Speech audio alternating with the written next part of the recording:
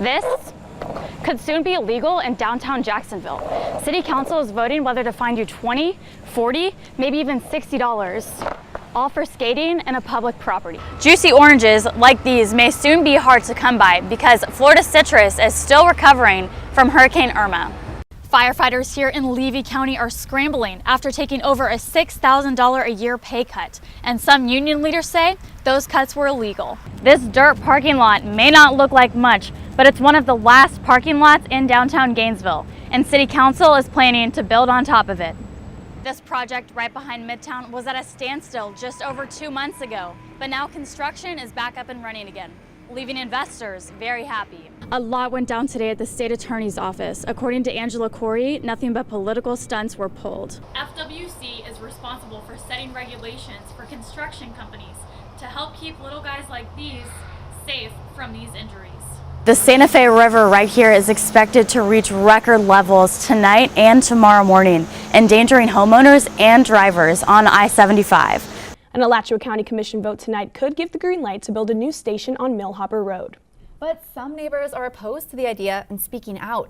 WUFT Shelby Williams tells us many of these people plan to show up to the County Commission meeting tonight. She joins us live from the Alachua County Administration Building. Thanks, Grace and Leandra. Yeah, that meeting is actually already underway, and the issue at hand, Alachua County Fire Rescue is hoping to purchase new land on Millhopper Road. They hope to build a new fire station there, but residents are worried. Down a quiet dirt road, residents enjoy the Millhopper area without any disturbances.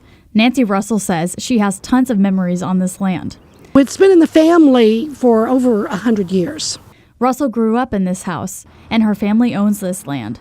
She isn't sold on the idea of having what she calls a noisy fire station right next door.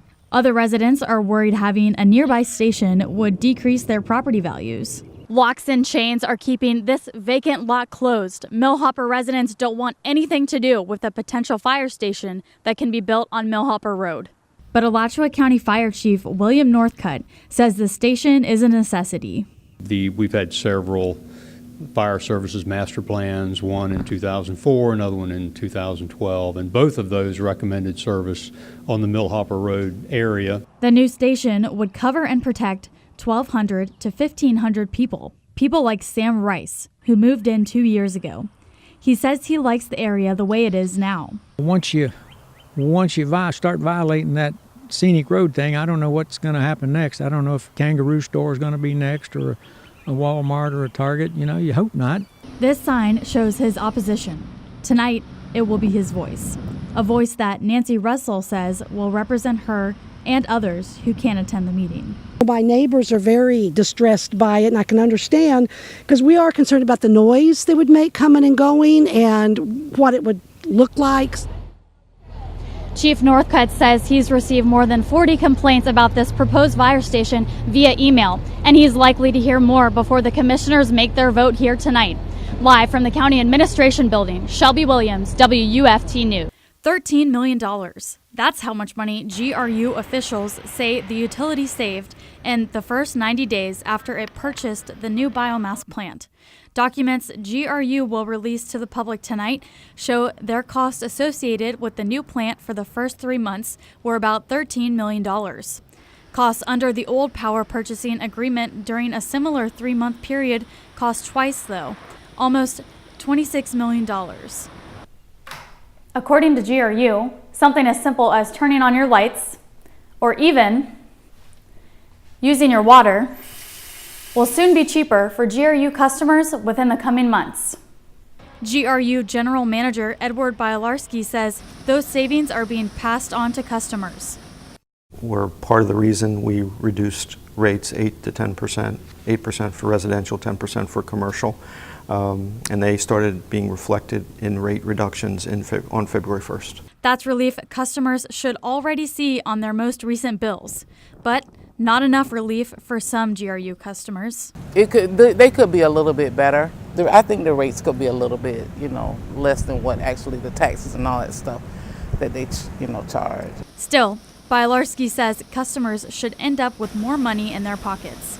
He expects the plant to save GRU more than $30 million within the next year. Shelby Williams, W. The state of Florida now has more than 100,000 medical marijuana card holders, but some are saying the number could grow much higher. WUFT Shelby Williams has more on the state of the industry.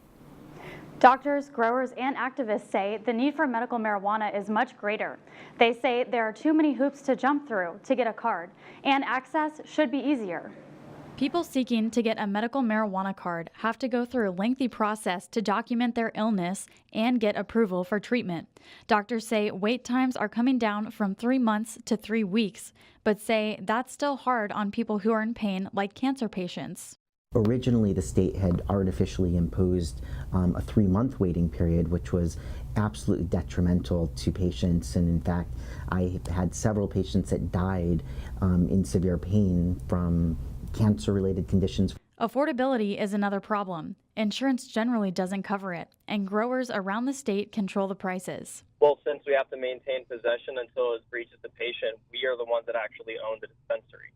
Critics say Florida's system is designed for control, not competition. More growers, more dispensaries in the system, then there's an opportunity there for folks to put out better quality products, for prices to actually take hold. Folks will have to adjust their prices. Dr. Davis wishes patients could just grow their own at home. Somebody could take a seed or a clone of a plant and grow it themselves and have perhaps 1 or 2 plants that would be sufficient for them to be able to use for their medical conditions. Normal is focusing next on workers' rights and getting companies that do widespread drug testing to make allowances for cardholders. Shelby Williams, WUFT News. From the University of Florida's College of Journalism and Communications, you're watching WUFT News. Today, Rick Scott announcing some big career plans. And Atlantic hurricane season is just around the corner. How many major storms will you see? That's our top story for Monday. I'm Shelby Williams. And I'm Salome Briceño. Atlantic hurricane season begins on June 1st. An annual report from Colorado State University says it could be slightly above average season. The initial report calls for 14 named storms. Of those storms, 7 will be hurricanes, with 3 of them being major, meaning a Category 3 or higher. Plans are already underway to prepare for this season. WUFT's Alexis Pastor spoke with several emergency management directors on how they're preparing for this upcoming hurricane season. Absolutely. Hurricane season is just 52 days away. Local emergency managers are already thinking about their plans ahead. Thanks, Alexis. It's been a wet start to the work week.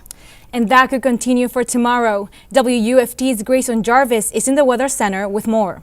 A shortage of foster families in some north central Florida counties is a problem right now. Circuit 8 includes Alachua and 5 other counties, and here's the math: 123 children, but only 80 foster homes. WUFT's Justin Alholm joins us live from the newsroom with the story.